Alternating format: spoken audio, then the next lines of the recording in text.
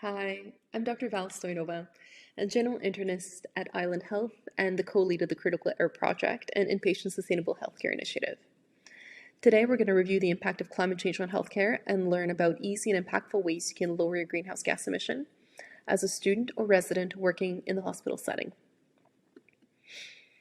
As frontline healthcare providers, we're uniquely well positioned to appreciate this issue.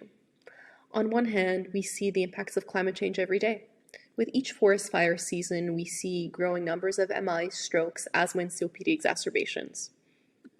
On the other hand, healthcare delivery itself can be very carbon intensive.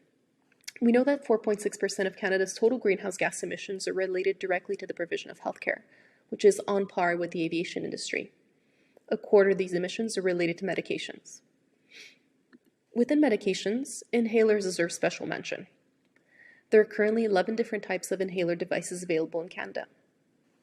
Metered-dose inhalers, arguably the most common ones, contain hydrofluoroalkane. This is a potent greenhouse gas, the role of which is to expel the medication from the canister with each actuation. Each MDI has a greenhouse gas equivalent of driving up to 139 kilometers in a standard gasoline-powered vehicle, which is roughly the distance driving from Victoria up to Qualicum Beach. Metered-dose inhalers are not only necessary but also irreplaceable in the inpatient setting because patients are often too sick to have any other type of inhaler device. Dry powder inhalers and soft mist inhalers, on the other hand, do not contain a propellant. DPIs rely on the patient's inspiratory capacity to draw the medication out, and soft mist inhalers work with a spring-loaded mechanism. Because they have no propellant, their carbon footprint is generally driving between 2 and 5 kilometers by car, which is about the equivalent of driving from Jubilee Hospital to downtown Victoria. Although each individual actuation is negligible, if we take it to a healthcare authority level, the impacts are significant. Each month at Island Health, we dispense just over 2,900 inhalers from pharmacy. The carbon footprint of this is equivalent to driving around the circumference of the Earth 4.5 times. And this number has gone up significantly since we're no longer using NEBs as often. The unfortunate situation here is that there's a lot of inhaler waste and a lot of inhaler loss that are contributing disproportionately to the hospital-related carbon footprint without actually adding any benefits to patient care. We know that up to 80% of patients have more than one identical inhaler dispensed on their admission. We also know that up to 98% of salbutamol doses per inhaler are wasted. Which brings us to what you can do today as a resident or a student to try to decrease your carbon footprint. And we'll talk about what you can do on admission, during the hospital stay, and at the time of discharge. On admission, if somebody comes in with respiratory distress, it's extremely important that you order the inhaler that you feel is safest for the patients. Someone who comes in with difficulty breathing often lacks the respiratory capacity to use the DPI. Make sure you order the safest medication for your patient, and if the medication is a metered-dose inhaler, great. Make sure you encourage the use of a spacer to help your patient get the most out of their medication. For patients who are not admitted with respiratory distress, when you're taking a history and doing a medication reconciliation, review whether they need to have their home inhalers re-prescribed on admission.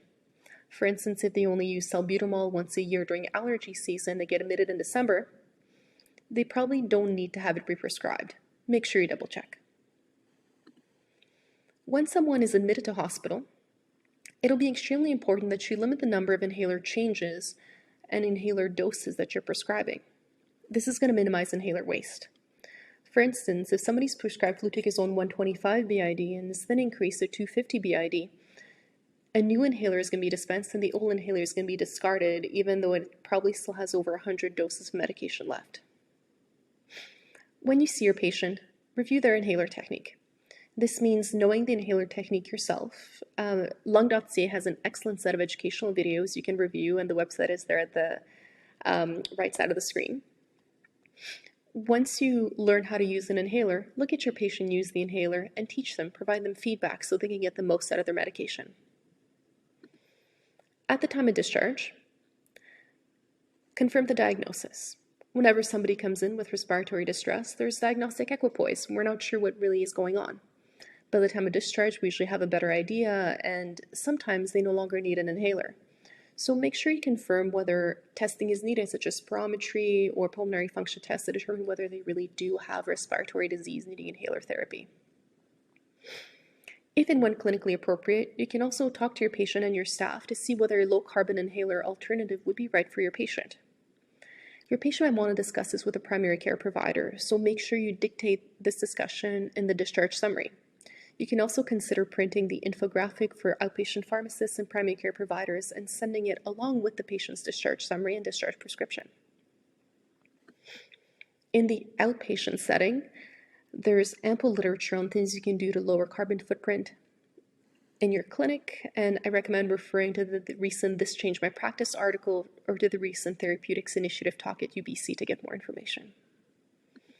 If you're interested in learning more or you want to get involved, please don't hesitate to reach out. We love hearing from you.